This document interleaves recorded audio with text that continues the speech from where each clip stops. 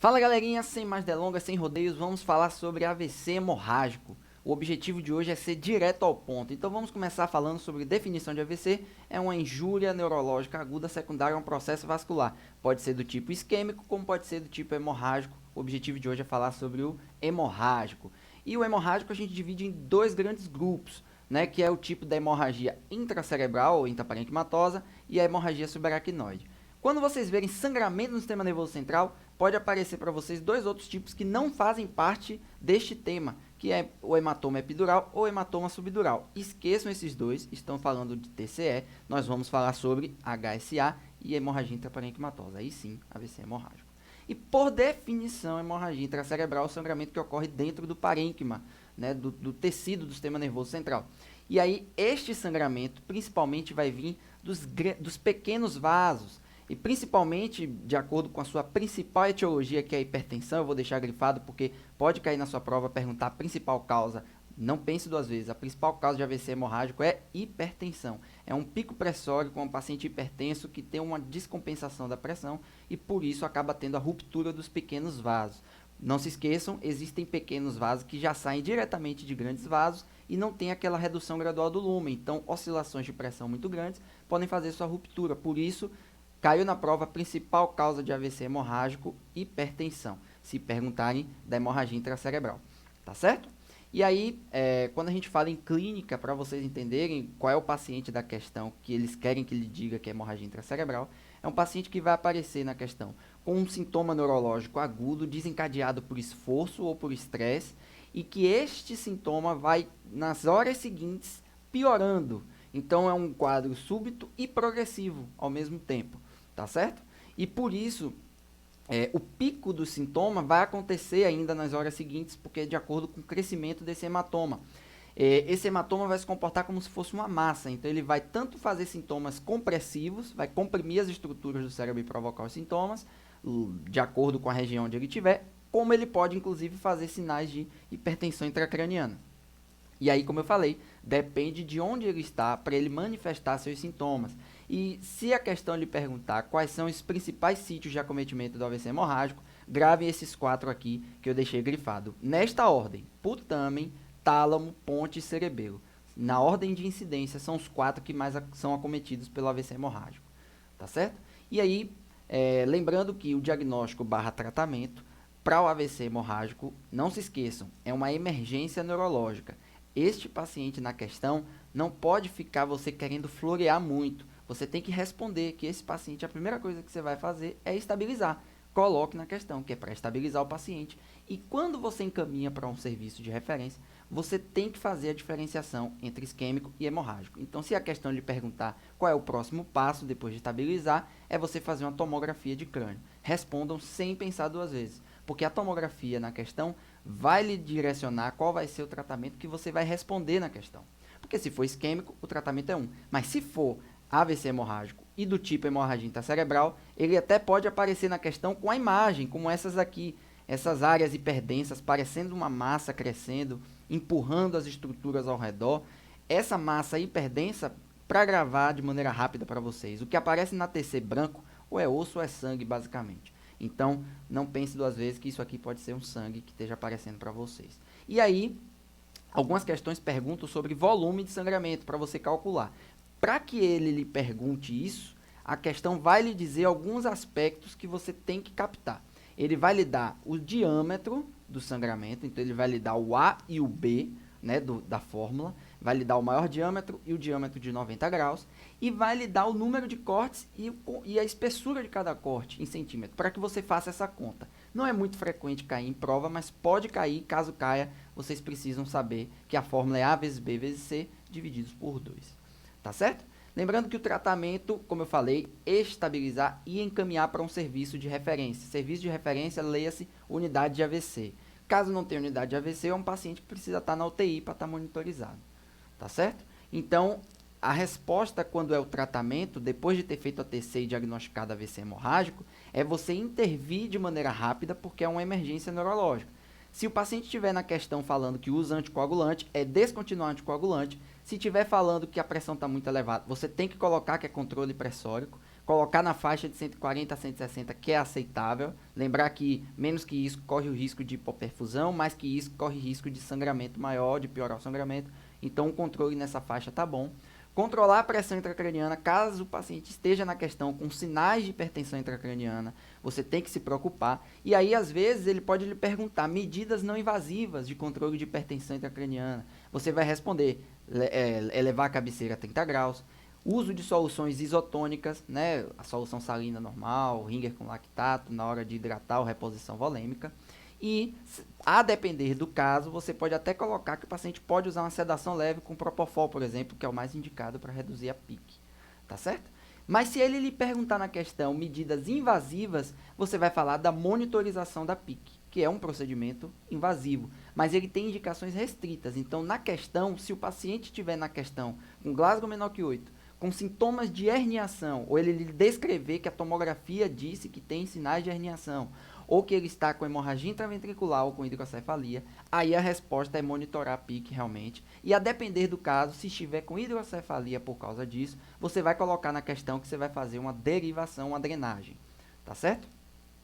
Outras medidas que você pode colocar na questão é a terapia osmótica, seja com manitol, que é o mais indicado, mas também com a solução salina hipertônica, caso não tenha o manitol. Mas na questão, você vai colocar o manitol, já serve, não precisa se estender muito. E a terapia de resgate, você vai colocar que de maneira rápida, você pode, pacientes em ventilação mecânica, aumentar a frequência respiratória para poder promover hiperventilação, lavar PCO2 e a queda de PCO2 fazer uma vasodilatação cerebral. E com isso, tentar minimizar o impacto da doença. Tá certo? Lembrando que você pode, inclusive, fazer o coma farmacológico, como eu falei lá atrás, a sedação também pode ajudar, de maneira rápida. Tá certo? E aí, a pergunta que vai aparecer em muitas questões para vocês. Faço ou não faço cirurgia?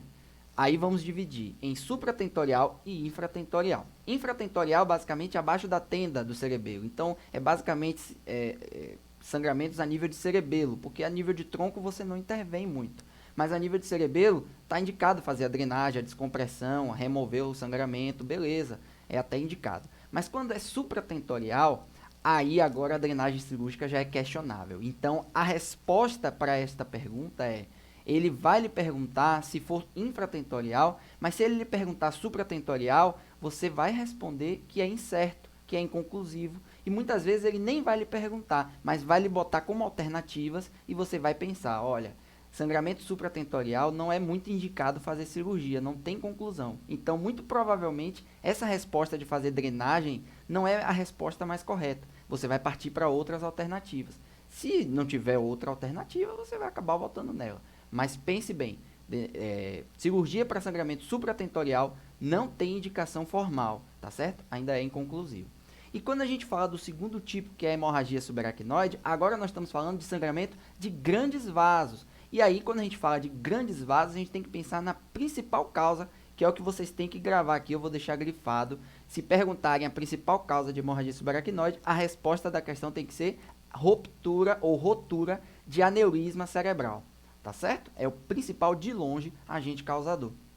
Ao contrário da hemorragia intracerebral, o HSA se manifesta com um sintoma súbito, agudo, e que o pico do sintoma é naquele momento que começou a ruptura. Então, na questão, vai aparecer para você um sintoma agudo de momento, de maior intensidade no momento da ruptura. Em vez de ser o intracerebral que vai evoluindo com o tempo, o pico já é na hora que forma o sangramento. E aí, não costuma ter déficit focal, né, associado. A principal preocupação nesse momento com HSA é que forme um novo sangramento, que às vezes o ressangramento é pior, é mais grave. Então, a principal preocupação no HSA é o ressangramento e as outras complicações, como hidrocefalia, vasoespasmo e hipertensão intracraniana, que a gente vai falar mais adiante. Tá bom? Lembrar dos pródromos, o principal pródromo é a cefaleia, e falando em cefaleia, é o principal sintoma da HSA. É a cefaleia súbita, relatada como a pior da vida, relatada como cefaleia entrovoada ou thunderclap, e que não costuma ter sintomas associados. Se tiver, você vai se preocupar com as complicações. Tá certo? Diagnóstico novamente é uma emergência neurológica, novamente diferenciar isquêmico de hemorrágico, como tomografia de crânio. HSA, suspeitou de HSA, a resposta tem que ser TC de crânio. Não pense duas vezes, vocês vão ver o sangramento nas cisternas, né, e no espaço subaracnoide. E aí, se por acaso a questão lhe disser que a tomografia deu negativo, a próxima conduta é punção licórica, porque com a punção você vai ver que o líquor vai estar xantocrômico. Você pode levar até para análise, mas via de regra, só no olho grande você já vê que está xantocrômico. Ele vai descrever na questão que o líquor estava xantocrômico e por isso você pode dar o diagnóstico de hemorragia subaracnoide. E aí, quando você dá o diagnóstico, depois de estabilizado, você tem que buscar a fonte de sangramento. Mais indicado para responder, anjo TC de crânio, porque é mais disponível. Você consegue ver o aneurisma bonitinho. Ele pode lhe dar, inclusive, a imagem com essa bolinha saindo, tá vendo, do vaso. Mas ele pode lhe dizer outra alternativa, que é a arteriografia, que também é indicada. Então, você pode colocar tanto anjo TC como arteriografia ou angiografia cerebral na questão. Ele vai aceitar da mesma forma, tá certo? Porque as duas podem servir para diagnóstico e essa ainda pode fazer tratamento, você pode embolizar através dela. Então, você pode responder qualquer uma das duas para diagnóstico. Lembrar que o tratamento você tem que ter os cuidados críticos e você tem escalas que eu não vou entrar em detalhes porque não costuma cair em prova, mas você só para se familiarizar, a escala de Hunt-Hess, WFNS e a escala de Fischer são escalas usadas para avaliar prognóstico e evolução. Tá bom? E lembrar de transferir para um centro especializado também. E aí, quais são as preocupações do tratamento agudo? O primeiro, prevenir ressangramento. Então, você vai indicar clipagem de aneurisma ou embolização, que é procedimento hemodinâmico, a clipagem é uma cirurgia aberta. E medidas para minimizar as complicações. O primeiro, vasoespasmo, que você vai usar o nimodipino a partir de imediato, assim que puder, no máximo em 48 horas, já começar por até 21 dias, né? Você vai manter o paciente euvolêmico e vai controlar a pressão. Então, a resposta na questão para medidas para vasoespasmo é você colocar nimodipino, manter o paciente euvolêmico e controlar a pressão. Lembrando que antigamente tinha a definição de que você fazia hipervolemia. Hoje já não é mais indicado hipervolemia. Então, a resposta na questão não precisa ser hipervolemia. Basta euvolemia, já está valendo. Tá certo?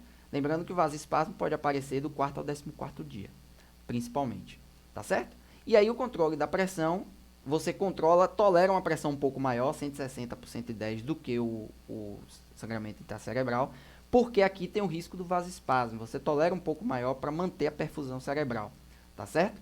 E aí você só usa antipertensivo se você puder monitorar a PIC, senão você vai monitorando mesmo de maneira grosseira a pressão. Essa é a resposta, controle pressórico em torno de 160 por 110. E as medidas para hipertensão intracraniana, você vai responder, se ele lhe perguntar, derivação, terapia osmótica ou craniectomia descompressiva, são outras alternativas para descomprimir aquela hipertensão intracraniana. Tá certo, galera? Espero que vocês tenham aproveitado e tenham conseguido extrair o melhor desse assunto para conseguir bem na prova. Um grande abraço.